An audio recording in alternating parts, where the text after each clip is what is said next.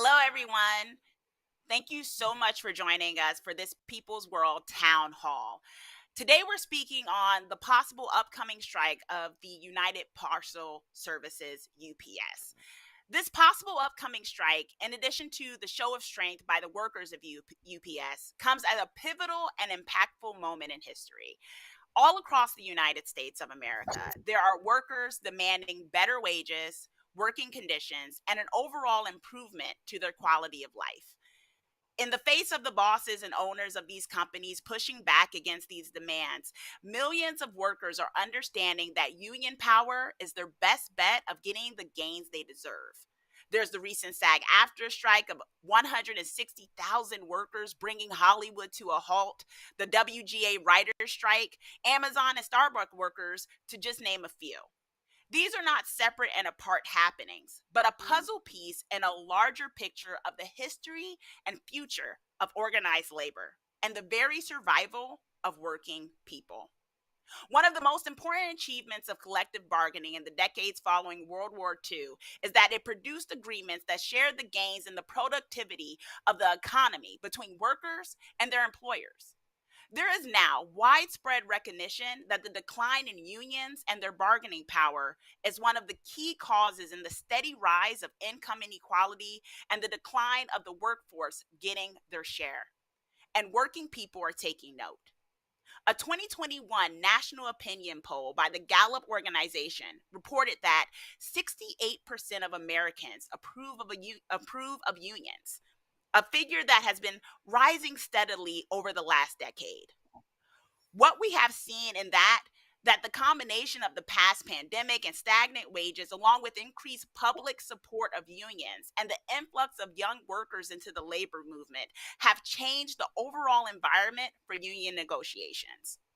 In 2023, 150 large unions and their contracts are set to expire. The union contracts are set to expire. This covers more than 1.6 million workers. The biggest by far of these unions is the United Parcel Service, with 340,000 warehouse workers and truck drivers. People's World, just like its predecessor, the Deli Worker, has stayed on the front lines reporting on the interests of working people. It's vital in a day and age where the corporate press is being brought up by hedge fund managers and billionaires who seek to gut real journalism that the publication continues to report on these stories that matter. That's why this town hall is important. My name is Chauncey K. Robinson. I'm one of the editors of People's World, and I am so excited to get the viewpoint and share the viewpoint with all of you of rank and file workers out to the public, but to also let the public know how they can help support this cause.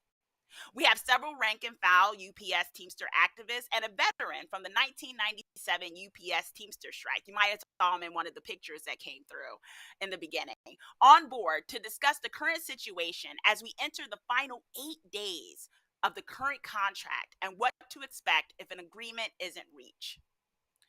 So I want to start off by introducing our panel and who we have here today. For the total panel that we have Josh Mendina, who is a member of the Teamster Local 243 in Detroit. Josh has been a part-time worker for 9 years and works as a preloader. We have Jason Flynn, a member of Teamster Local 705 in Chicago, who also works part-time. Cal Cunningham, a member of Teamsters Local 509 in Columbus, South Carolina. Cal has worked part-time at UPS for the past 8 months. And finally, we have Ben Quick, a member of Teamster Local 38 in Everett, Washington. Ben has been at UPS for 8 years as a full-time package car driver. We also have Union Teamster veteran Joe Henry, who worked for General President Ron Carey and played a part in the 19-member field operation, which worked to coordinate the 1997 strike at the United Parcel Service. Joe will now be saying a few words about this important issue. So I'm going to give it over to Joe. Thank you, Chauncey. Very good coverage of what you just covered as far as UPS and across the country. So, as you all know, the current union contract at United Parcel Service is set to expire on July 31st at midnight. In 1997, when negotiations reached an impasse On that same day, at midnight, Teamster President Ron Carey directed all local union leaders with members at UPS to begin strike action, to set up picket lines, and prepare to communicate with the national office. It was a high stakes showdown, and corporate America was not happy. Phone calls to Congress and the White House began from all sectors of corporate America to stop the strike. For 15 days, we walked the line, reached out to our labor allies at the AFL CIO, communicated with local and national press about our fight for a full time America. It took 9 months of preparation, building unity within the ranks, establishing union solidarity internationally in preparation for the strike. On August 1st, 97, we launched our multifaceted field campaign, put picket lines in place, held on site rallies, did roving pickets, following scab drivers as they attempted to deliver partials, intensive communications with media outlets locally and nationally, encouraging community coalitions to join our fight, such as Jobs with Justice, the Rainbow Coalition, celebrities like Jesse Jackson, and many others, and making it clear that this fight was a fight for all workers. And we won, raising wages, creating 10,000 more full time jobs from part time ranks, protecting and increasing Teamster pensions, and putting an end to subcontracting. Now, here we are again. This time, though, we have veterans from the strike amongst the rank and file at UPS. We have a platform now to build upon due to that successful strike in 1997. And the number of workers at the company, as Chauncey indicated, has nearly doubled in 26 years from 185,000 to 340,000. The Teamster Strike Fund now has over $300 million in reserves. Unions from 118 countries representing UPS employees have committed to join a strike if it happens when the call is made. That's solidarity. We had that in 97. So the countdown begins now. 8 days remaining in negotiations for a good agreement, which actually negotiations begin on Tuesday. To do the same thing as before, raise wages for part timers, create more full time jobs from the part time ranks, stop forced overtime for full timers, end the two-tier wage system, which started in 82, secure benefits, pension benefits, and improve rights in the workplace. We now hear UPS is getting ready to present an offer to the union. However, the union leadership will decide whether it meets the demands of the membership and whether to put it to a vote. If the company believes, like it did last time, we need to be prepared for a fight. Chauncey? Thank you, Joe. Really putting it in perspective just how high the stakes are with what's going on. And so now we have some multimedia stuff going on because we want to put some of this huge moment in perspective. So what we have coming up is a clip from that will be showing from 1997, which shows the attitude taken by the company attempting to negotiate directly with the members and calling on Congress and the president to end the strike. And then afterwards, we're going to talk to a few of our panelists to kind of put that in perspective, along with some other topics. So we're going to roll that clip right now. Well, I think desperate people will do desperate things. What the company needs to do is to get back to the bargaining table. What they ought to do is start telling the truth. They are not telling the truth. They are misleading people with respect to this 10,000 jobs, with respect to the issues of the investment income. That money is monies that were negotiated for our members. It's been calculated out. It's been costed out. That money should go back into the fund as it's done now and not go into the pockets of the company. What about you want to let your membership vote on the proposal that's on the table? My membership, I guess if you want to use that logic, the membership could have voted what was put on the table 5 months ago. That's the company's argument here.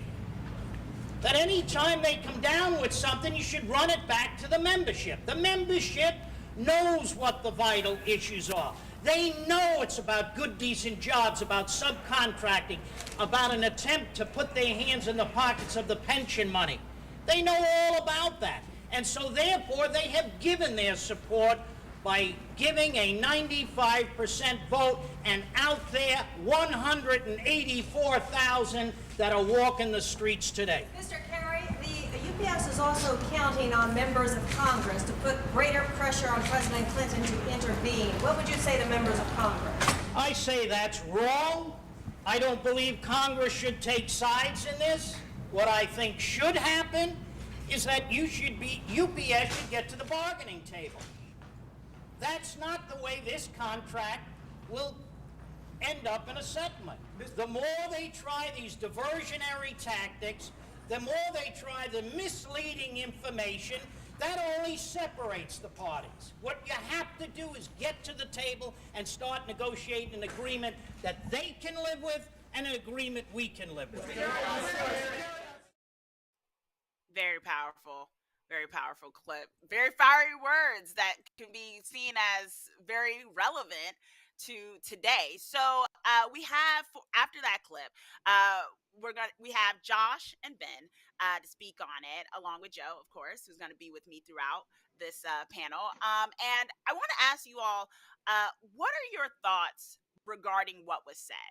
It seems to deal with how even in 1997 there was this idea of the company trying to push one false narrative against the real needs of the workers. Do you feel like history is repeating itself in that regard? And how are UPS workers attempting to push back against these falsehoods today? And finally, what are some of the key issues that you all are fighting for and the union is fighting for in regards to the current fight? Yeah. And Um, Chauncey, I guess, just to, yeah, yeah, go yeah, ahead, just Joe. to jump in. I think one important thing about that clip, I remember when that happened, and it's happening again right now. We know that UPS has already encouraged companies across the country. A letter is being promoted, sent out there by the Chamber of Commerce, and these corporations are signing on, encouraging the Congress and the president to intervene if a strike should occur. So we're seeing that again as happened before. And we're also going to see when, as UPS had stated last week, they have this amazing proposal to bring back to the negotiations this coming week. So all of this is a replay before. And my opinion, Ben and Josh, Chauncey, is that this company does not want the public to see the power of the members across the country because this is a pace setter strike, if it occurs, that will change everything in this country. So I just wanted to bring that up. It's important to note since we had to deal with that before and it's happening again. Yeah, thank you, Joe. Let's go to Ben, and then we'll go to Josh on that. Ben, what are your thoughts about the clip and Sure. some of the other questions?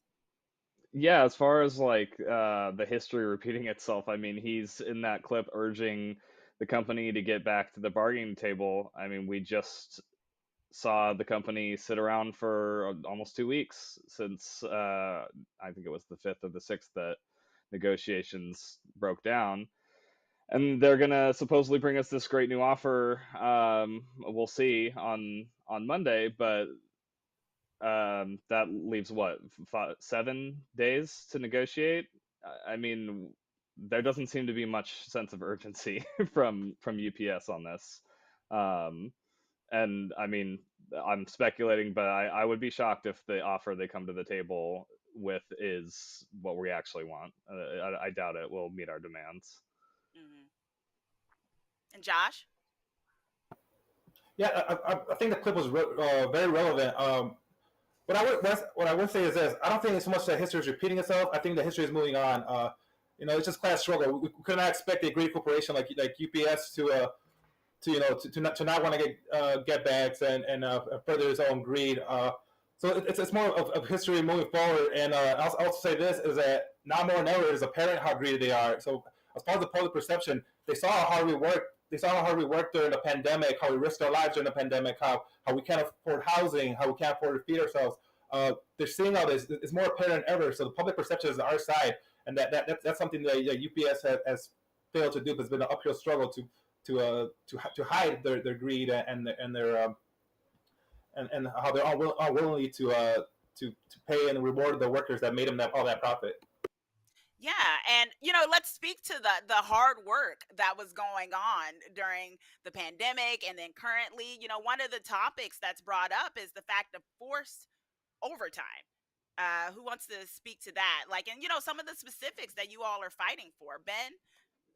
Yeah, I mean, so Josh just raised the pandemic. I mean, we work in 60, sometimes 70 hours a week, and that was something you might expect to see happen during Christmas time, but we did it for a year, 2 years, and I mean, and just this last week, I worked 3 shifts this last week that were 10, almost 12, 10 to 12 hours, and so the forced overtime hasn't stopped. Even taking the avenues of trying to put through grievances and whatever you can to get the company to stop forcing you to be out there longer than you want to be. It really, at the end of the day, feels like they don't care. It's better for them to overwork a fewer amount of us than to just properly staff to do the thing that we can all look at it and say, well, it would just make sense if there were more of us here, so none of us had to Hmm. work 12 hours. Hmm. But gotta get those profits, right? Yeah. And you were saying that there's a resistance. Both of you and Josh were kind of speaking to the greed of the company. But what's interesting about that is, like you said, like if we had more workers, wouldn't that be more productive? The idea of, because then you're like also a full timer, and there's also the fight of the part timers as well, and there's Yeah. the question of, is there division there? Like what, what's the ways that of fighting for the whole, all of the workers, right, of this union, and trying to kind of put together like all the issues you all are dealing with, like Yeah, I mean, I have the issue as a full timer of I would like less hours. I would like more time with my family. But I know on the yeah, flip side, there's part timers that would love to have more hours and also be compensated much better than they currently are. As a part timer, I know people stick around for the benefits and such, but people shouldn't be needing to get a second or third job. I'm sure Josh can speak more to it as a part timer, but yeah. it's absurd what folks are having to go through just to make rent, just to make get groceries, and yeah. Josh, did you want to speak to that as a part-time worker? Yeah, yeah, yeah, for sure. Yeah, as well, you know, a large part of the workforce are the part timers, and they get away with giving us hardly no hours, right? Uh, Paying us a very low wage, you know, and they use that division between the tier system, right? You talk about two tiers: the driver, the full time drivers, the part time drivers, but there's also the preloaders, right? That they play in the separation of jobs to allow to allow the mistreatment of the preloaders, right? The harassment of the preloader and to really throw them around the schedule, right? Needing them to get like more than one job, uh, not allowing them for opportunities. Yeah. Yeah, Joe, did you Chauncey. want to speak more to that? Yeah, I was just about to call on you. Yeah, yeah. So, yeah, I spent 9 years of my 16 years at UPS working part time, and it's terrible with what part timers have to deal with. They are forced to work as fast as possible within a 3.5 to 4 hour period. Boxes just piling up everywhere, and what we tried to do in '97, which we were successful, was to get the company to combine part time jobs so that part timers could have an opportunity to work full time, but at the same time, work on controlling the pace of the work at the same time. Because before there was only a 10-minute break for 3.5 hours or 4 hours of constant work, no air conditioning in those facilities. Uh, I can only imagine now what part timers have to deal with. So having a strong agreement with good language, and that's what the Teamster negotiation team is doing now. Is they're very focused on the 60% of the workforce, which is composed of part-timers at UPS to work on language that protects them, helps them combine part-time work so they don't have to wait 9 years or whatever to go full-time so they can take care of their families.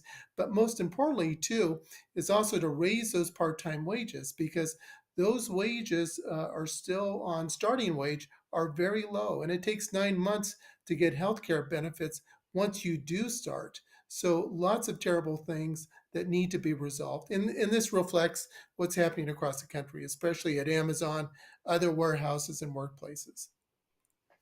Thank you. Um, Yeah, I think. if I could say one, Yeah, go ahead, I'm Josh. sorry.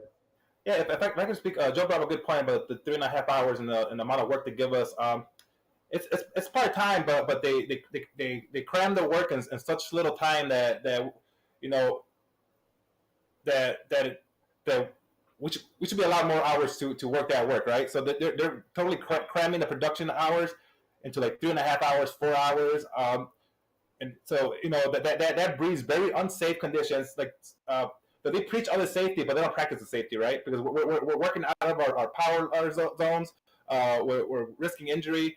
And management just looks the other way all the time because they need to keep the production up. So I think one thing is important for them to know: it is part-time work as far as hours, but not so much about what we do. We push out a lot of boxes, and it's a hectic pace and it's a hectic pace and an unsafe pace. You have many Yeah, I young can. families that need this type of work too, and they need to be able to survive this type of work. They need better wages. Some of the senior part timers, yes, they get the better wage, but the new part timers, the ones that have been there only months or less than a year or several years, are still held hostage with those lower wages. So clearly, the general president of the Teamsters has made it very clear that they are working very hard on the part time issues because that covers much of the abuse that's going on. Of course, there's full-time issues too with the need to put air conditioning in package cars. Of course, based upon some of the proposals, it might take 5 years to get those air conditioning units in those package cars. So they need them right away. Yeah. And, as we start to wrap up this segment, I just want to let everyone know who's watching that you can ask questions in the chat. And a little bit later in the program, we'll be taking those questions and presenting them to our panelists as well. And I guess to just kind of finally wrap it up, there's also the talk of two-tier pay, harassment, and subcontracting. Maybe you all can speak to that a little bit and what I'm the happy issues are to. with that. Yeah, Ben. Yeah, as far as like the two-tier pay, we have this other classification of driver that I'm fortunate enough that I've been there long enough that I'm a regular package car driver. I'm blessed to make more than the 22 Ford drivers, but it is ridiculous. The 22 Ford drivers do the exact same job as me. They are most of the time expected to work even more overtime than me. And they don't have the same protections through the grievance procedure that I have. So it's really just absurd that UPS thinks that they're going to be able to continue doing this, where they're going to have these drivers that literally do the same exact job, and they pay them something like $10 an hour less, and they just take more advantage of them. Wow. It's terrible. Yeah.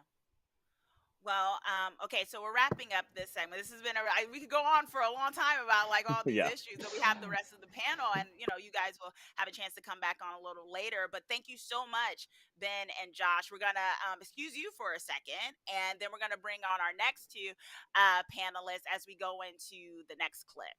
So, the next clip that we're going to be talking about is a highlight of a local news story from Louisville, Kentucky, which is a transportation hub. Speaking on some of what we touched on just now, the question of what workers are asking for, and specifically part-time workers. So we're going to roll that clip right now.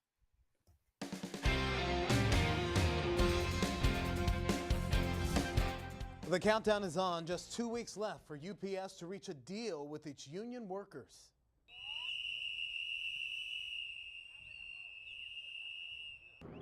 With talk stalled, the Teamsters are holding rallies with rank and file employees all over the country, including right here in Louisville that you're seeing here today.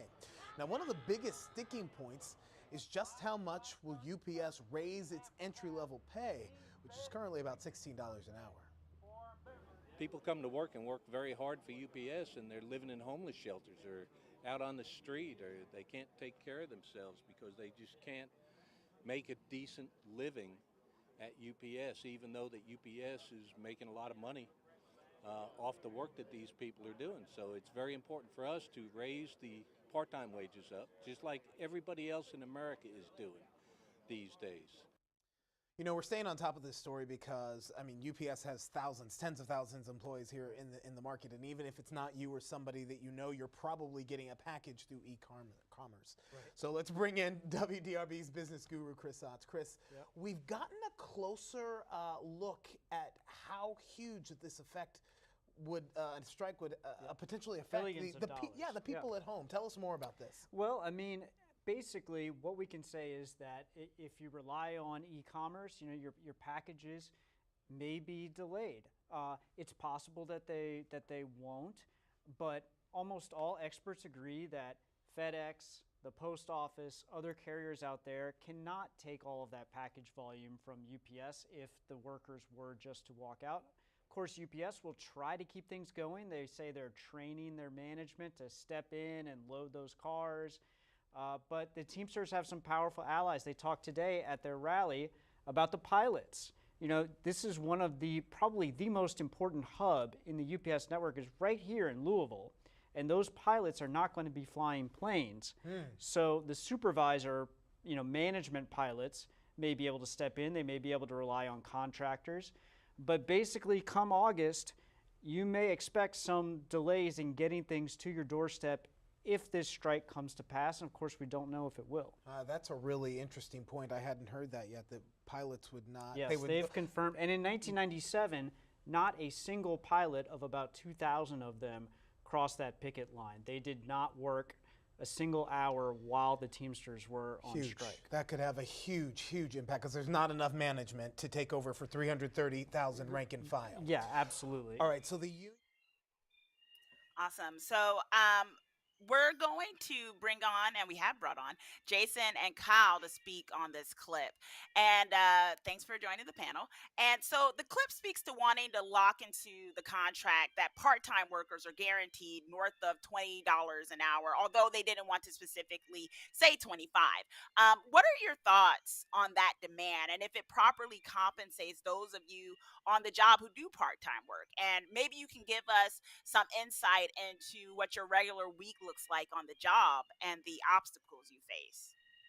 And maybe Joe can also speak to like your time and job. Like you spoke a little bit about it, like the different, what was going on with the part-time workers and the full-time and the need for compensation and whatnot. So did you want to go first, Joe? Yeah, go ahead. Yeah, I probably better because I'm the old one here. So starting in 1976 is when I started UPS. In 1982, for those of many of the people who are listening right now, that is when UPS proposed a two-tier wage system for part-time work. And that was such a terrible proposal. The rank and file pushed hard to oppose that, but it did pass in 1982. It was a terrible thing that continued to roll on. In the starting wage at that point, which continued on afterwards, was $8 an hour. Now, I am not sure what the starting wage is now. I know that our two rank and filers are going to note it now, but we have been, the union has worked hard over the years, and especially in 1997, that was part of negotiations was to increase the starting wage because the wages that part-timers were making prior to 1982, who were hired prior to 1982, continued to get higher. I think by the end of the 80s, it was up to about $15 an hour. Now, here we are now in the twos in 2023, and we still have part-timers starting out at less than $10 an hour. Correct me if I'm wrong there. So this is very abusive. Again, since UPS has 60% of the 340,000 workers, or over 200,000 who are part time. Uh, this is very abusive. The wages need to be increased. Workers cannot survive on this. When those of us who were part timers in the 70s and 80s and early 90s, uh, we could afford to work part time and at least pay bills, pay for rent, take care of things. If we needed to get a second job, we did. But the wages were much better then. And this company can afford it. This is a very lucrative company, the billions that this company makes. And they know that. They pride themselves, they say that they are the pace setter of the industry when it comes to wages, but they're not. And if they are the pace setter, then this needs to change. It needs to change at UPS, needs to change at Amazon, and many other workplaces across the country. So that's my 2 cents on that. Thank you, and a good 2 cents. So Kyle, let's start with you first. What are your thoughts? Yeah. For like, I'm the increase of wage is a good start and everything, but I think the one thing I'm looking forward to is like having a way for part-time workers to become full-time workers because like yeah, from like I make $17 an hour, so that 17 to like 20 or 25 would be good. But obviously, like seeing my hours go from like 3 to 4 hours, jump up to like actual 8 hours would see like probably more money than just jumping up to 20 by itself. Because also like as a part-time worker, I've seen people like every month, even though I've only been working for 8 months so far. Every month I see like we hire like 3, 4 people who come on and start working or are excited to work. But by the time the end of the month comes, like all of them except for like maybe one, but most sometimes even all of them have like moved on from the job because it just wasn't giving them enough money, Wow. and so they had Yeah. to look elsewhere. Yeah. Jason? Yeah, I want to echo what Kyle said, also a bit what Ben and Josh said before. Um, right now, for part timers, like I'm our minimum around Chicago is around $16 an hour. Some people in our area make up to $24 an hour, and I have friends, because of Chicago, who even on that are houseless and have had to move away and get different jobs because they couldn't afford to work at UPS on that piece. So for our part here, but also around the country, we're really working to try to set the minimum, the absolute floor, as $25 an hour for part timers. We don't want to see anything below that, or we're going to send that contract back. And there's a lot of drivers and there's people around the country that I think have that support. And I think what's crucial to that is, like Joe said, back in 1982, the wages were tiered off. So part timers now make a significantly different rate than either of the driver classifications. And we see the $25 an hour minimum as just the first step to being able to rectify that mistake back in the 80s. It's what we need to stabilize people, to get people in a position to be able to organize, to cut down on the employee churn and attrition at UPS that UPS frankly thrives on. That allows them to absolutely plunder our communities. And we need to put a stop to that immediately. Yeah. And there, what's interesting is that going by the news clip, there was like this hesitancy even to mention $25. Yet, this idea that that's what's needed. There's been a stagnation of workers' wages for decades now, and that there's this hesitancy to even bring that about. And speaking of, like, you all talked about it, the idea that this company can actually afford it, right? Like, there's not like they're screaming poor mouth, but that's not what the case is. Maybe Joe, you can give a few like stats about like some of these investors and whatnot. So the mask is off Right. about Right. the Yeah. yeah. Thank you, Chauncey. It's if folks have been following some of the UPS discussions on TikTok, there was one young person who brought up the fact that when they looked at the billions of dollars that the company made, they did an analysis of that, and they said if we took all these billions that the company made and then, of course, paid all the expenses, we could actually pay every worker there over $100,000. Now, of course, that's not happening right now. They're not doing that.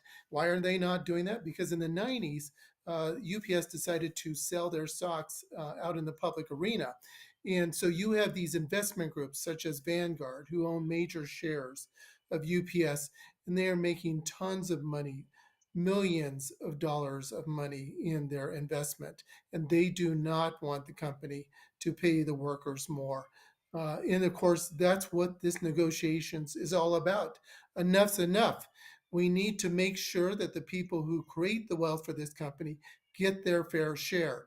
So it's time to distribute that. This is the wealthiest transportation company in this country and, of course, across the world.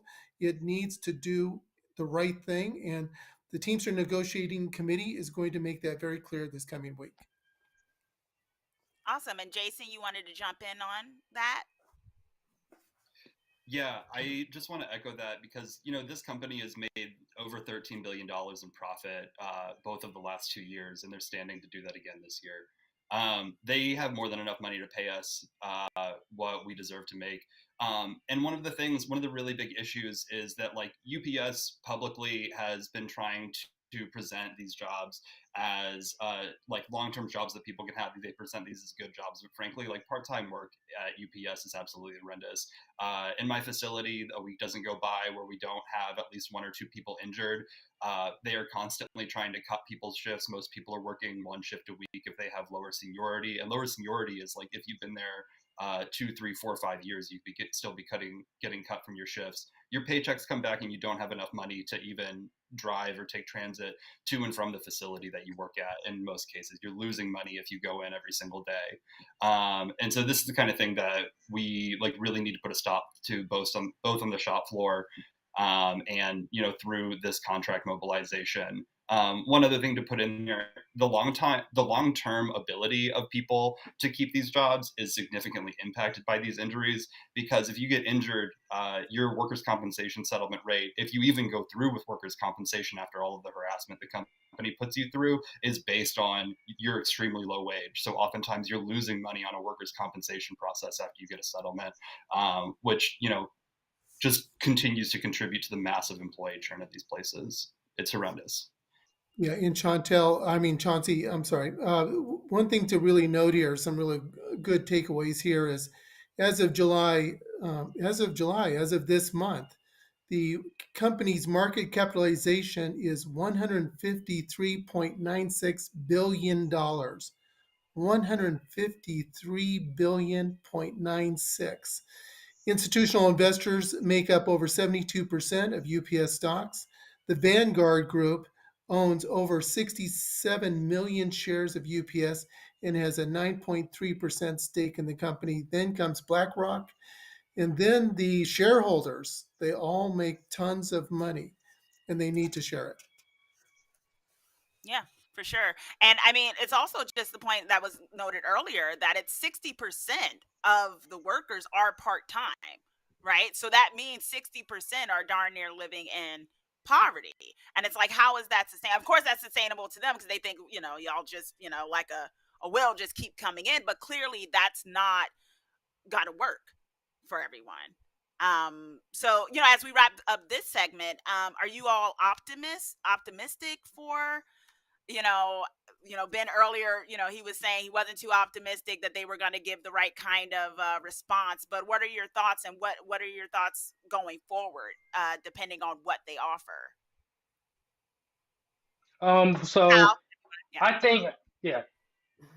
I mean, I'm not sure if they'll give us the right thing or not, but I guess that's what the strike is for. So I'm optimistic. Even if they don't give us the right thing, we'll be able to see it and be able to, look forward from there on and be like, oh, if we want to strike or not. So I am looking forward to like if we can't get what we need, but at the very least we can strike. I think that most of the people in the country are behind unions like ours. Yes. And we'll speak to some of the things that and a little bit later, and also make sure to send in your questions if you have any. But we'll speak to what people who support this movement can also do to help out. Jason, did you want to say anything before we, move on to the next segment? Yeah, I guess on the part about being optimistic, I think the company, I mean, I don't have a ton of perspective on this, honestly, but the company has consistently tried to use divide and conquer tactics amongst the workforce here at UPS. They've tried to put part-time workers and full-time workers against each other. I think the full-time workers are absolutely in full solidarity with part-time workers and vice versa. And I think that if the company continues to use divide and conquer tactics, that they're trying to undersell part-time workers, they try to sell us out. then we're going to take these people on strike, and they're going to see what worker power really looks like. They have every opportunity to come back to the table with a good offer, but if they don't do it, we know how to teach them a lesson. All right. Okay. Well, thank you, Jason and Kyle. So, okay, so we're going to get into they're going to stick around in the background for a little bit because we're going to have some questions from the audience, and depending on, who we Jason and Kyle are going to stay on for a little bit, actually. And then we'll have others come on as well. And so we have some questions from you all, and there's because that chat is popping. Like, I am seeing all of these questions, a lot of solidarity, a lot of people really appreciative of this town hall, and for you all, being here today. So that's awesome. And so, let's talk about some of the questions that came up. One of them is, will there be pickets at UPS stores if there is a strike? Joe is No. shaking his head no. Yeah, Maybe, technically, elaborate that. yeah, we don't have lawyers here, but uh, there, it's a yes, no, maybe. If there's a delivery truck, a UPS truck that is being driven by a scab or a manager, there will be an opportunity for strikers to set up a picket uh, in the area if it goes over to that facility.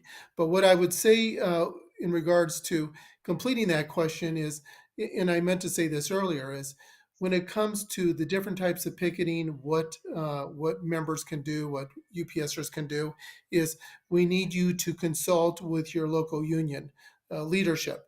They are being advised right now. Actually, I was at a union meeting this morning here in Des Moines where where the national union had sent in a person to go over the different things to be prepared for, what members should do when they're on strike, what to do if you're following a truck from the UPS facility to a business such as the business that was just brought up, one of the UPS vendors.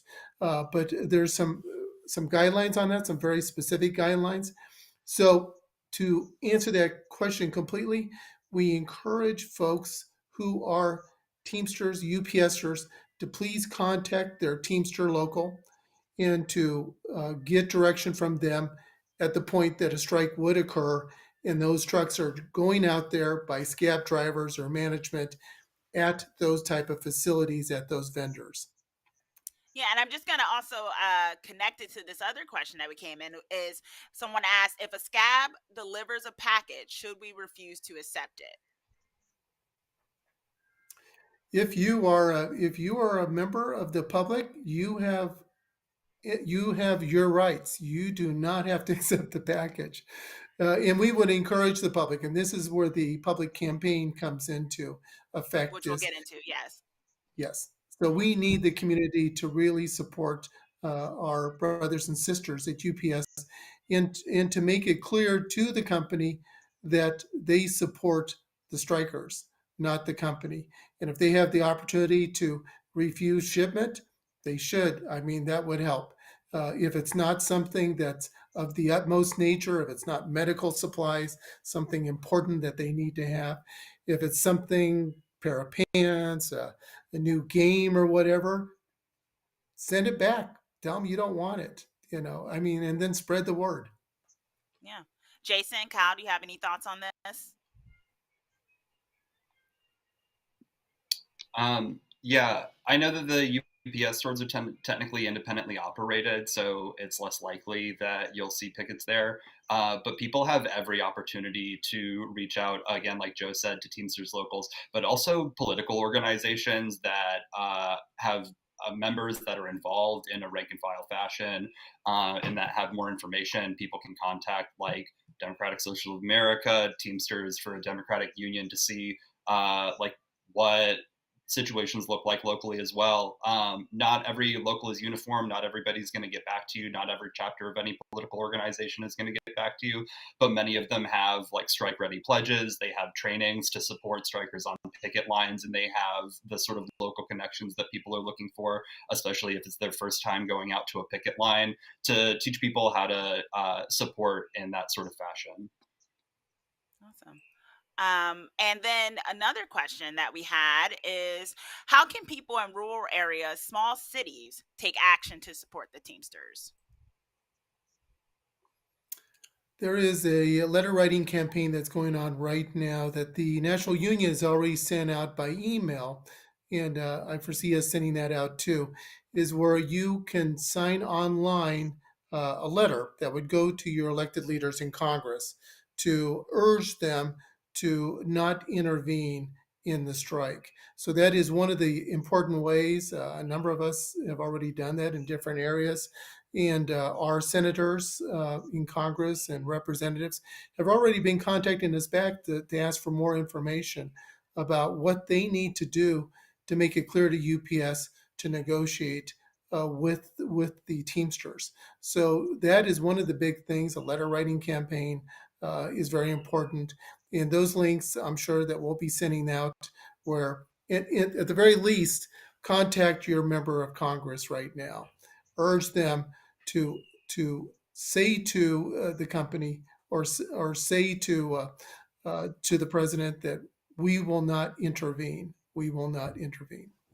Yeah. Okay. And another question is, what can other truckers who don't want to be scabs but could get the load assigned do in support? That's a legal question, and depending on whether or not they're a union operation and whether or not there is language in their contract, if they're part of a union, they need to really check with a Teamster local near them and then ask them what they can do. Now, if they're non-union, that's a whole different operation. If they're owner operators, there's different things they can do just based upon uh, uh, if they're independent or not.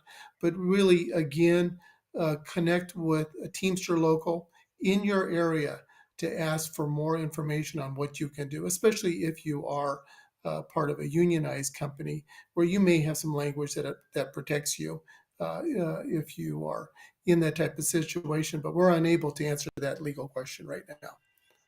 Yeah. And then I have a question in terms of kind of putting this in the bigger perspective. I know I talked about it a little bit earlier, but how do you all feel this moment with the UPS workers is connected with the other workers and their jobs, attempting to bargain for better working conditions? Do you see this as a reckoning of sorts of a system where workers are finding it difficult to live comfortably on their wages? And what kind of connections are you making to this moment that you're standing in? Maybe I Kyle, mean, if you I could want to take go this first. one. Oh, Yeah, for sure. yeah, I've been going around talking to other unions. Like just recently there was a meeting at with the USSW, the Service Workers Union, and of course I went there to show my support. And all of them always had questions for me like, oh, how can I support the union or whatnot for the UPS to give me more information on the strike and whatnot. So there's a lot of people who are ready to strike, whether they be in service work or with UPS, and they're also willing to like help each other out and stuff like that. So I think it is like a reckoning throughout like the entire country of workers all coming together to support one another. Thank you, Kyle. Jason? Yeah, I think that's an incredible point. I think this is a potential point for a real like fulcrum point for workers around this country. I think all of the multiple efforts around Amazon facilities around the country from multiple different unions, including the Teamsters, indicate that. I think the input of like Starbucks workers that has been like a massive expansion of workplace democracy into like the food service industry around this country has been an incredible example of that, and a really hard uphill battle that they have still going forward. And I'm hopeful that we can take this energy from whatever happens, whether we have a strike or not, and turn that into a like iterative, a like learning, a reflection like process that people can pick up and learn from and use in their own facilities and industries. And I hope that, you know, people that have these questions about, oh, like, am I able to support a strike? Should I pick up packages or not at a facility? And all these questions around, you know, individual contracts and stuff like that. I think that this is a really good opportunity and a really good point to bring bring this up with your co-workers and start organizing in a rank and file manager. If you're at a DSP at FedEx, if you're at Amazon, if you're at one of these sorts of facilities, reach out to organizers in your area and, start a rank and file campaign, bring your coworkers together and build on this. Use this as a talking point around people. Yeah, and Awesome. Thank you. this is a very unique period of time. This UPS negotiations, what's the uh, the publicity surrounding what's going on right now, it's very visible. Everybody knows their UPS driver, especially. So the discussions going on right now, the community is very aware of the hard work that UPSers do, the deliveries that they make. And then, as you said, Chauncey, beforehand, 69% of the public supports unions. This is a very unique period. So with the public element of UPS, the workers, the amount of workers, 340,000. This is a pay setter type of negotiation effort right now. Whatever happens, if it is a strike, I foresee that there's going to be tremendous support from communities for UPSers. There's going to be phone calls made to UPS to get back to the table, give a better offer. There's going to be many members of Congress who will refuse to accept this proposal that UPS might throw out there if it's the wrong proposal. Of course, we'll know if the Teamsters rejects it. So lots of community support. There'll be lots of participation, and I think everybody knows clearly that what happens during this time, during this next 8 days, will have a tremendous impact upon all working people. And let's not forget, this is a fight for a full-time America. Again, 60% of the workforce is part-time at UPS. We need many of those part-timers to have the opportunity to go full-time. We need many of those jobs to be combined from the part-time ranks. So this is a fight for everybody. Yeah. And I think that's actually a good segue into, because this is a fight for everyone. And we already touched on it a little bit, but like some, like, ways that people, the public in general, maybe if they're not even getting a package, like maybe pushing back against certain narratives and things like that, like, oh, you're not going to get your package, be mad at the workers and whatnot. Like, how can the public really support this? Let's go to you, Jason. I think, sort of like I said before, find an organization that can get you in touch with workplaces around UPS in your area. And donate to a solidarity fund would be my secondary ask. If you feel like you don't have the opportunity to make it out or get your friends out or things like that, pick this up as a talking point in a hobby group, like whether you have a board game night, if you have a bowling league, if you like go out to baseball games with people, if you play softball with a bunch of folks, whatever you do. Pass the hat around and donate to a solidarity fund, text your friends, and if there's a picket line, find out where it is and go get out to it. And use that as an experience to, start like a base for better organizing, for organizing further beyond this fight, whether it's supporting like, the United Auto Workers potential strike after this UPS fight, or organizing in your own place through something like the Emergency Workplace Organizing Committee. This is a starting point for people. This isn't the end point. It's a really great starting point, not the end point. Definitely. Kyle? I would just say, like, if people hear like the narratives, like there's probably going to be, especially like on TV and whatnot, they'll be saying like, "Oh man, you're not going to get your packages or whatnot." I just want Mm-hmm. people to like push back on that narrative whenever they hear, whether it be like in person or online. That it's not the workers that are holding people's packages back, but it's actually UPS that's doing this, since they're the ones who won't pay their workers, so which allows us to, work and live so we can get their packages to them. Definitely. Joe? Oh, lots of things, especially with what the brothers just said. But the public campaign is, again, contact your elected leaders. Go to city council meetings, pass resolutions condemning UPS for not giving the workers a good contract or a good proposal. If again a strike happens, write letters to the editor in local newspapers. Uh, Contact your local TV station, radio station. Let them know you stand with the workers, that you know what this is about. This is a fight for a full time America, good wages included, and that you are going to stand with them, maybe spend some time on the picket line too. Members of the community, you're welcome to join the brothers and sisters at UPS facilities across the country if you want to walk the line. But ask the local union leaders there in the Teamsters what you can do. If you're a member of another union, again, provide resolutions, put forth donations to the members. Like was stated before, there's about $300 million that the Teamsters have set aside in their strike fund, but that could run out in a couple weeks. That's the other thing too is do we foresee a strike lasting more than a week or two? Highly unlikely with the amount of money that will be lost. Nearly $1 billion a day will be lost by UPS if a strike happens. So clearly, I think what's important now before August 1st is get on the phone, call your elected leader, let them know that you are standing with the workers. Do it now, do it tomorrow. And again, members of Congress even do state legislatures too. In contact a Teamster local, ask them what you can do. Thank you, Joe. And I think that's a perfect segue to kind of we went through a lot. Like there's it's so much going on and it's packed full. The stakes are high. There's a lot happening. The countdown is on. And I just really appreciate this conversation because I learned some new things and we really tackled some topics and I hope those of you who watched also did that. So I want to give Joe a few minutes to kind of summarize what we were talking about in the road forward. Yeah, thank you, Chauncey.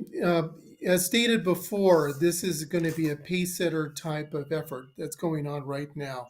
What happens, this is part of the 1.6 million workers with contracts expiring this year, about 150 major contracts. After this are the big three automakers, and then there's healthcare facilities too over on the west and the south.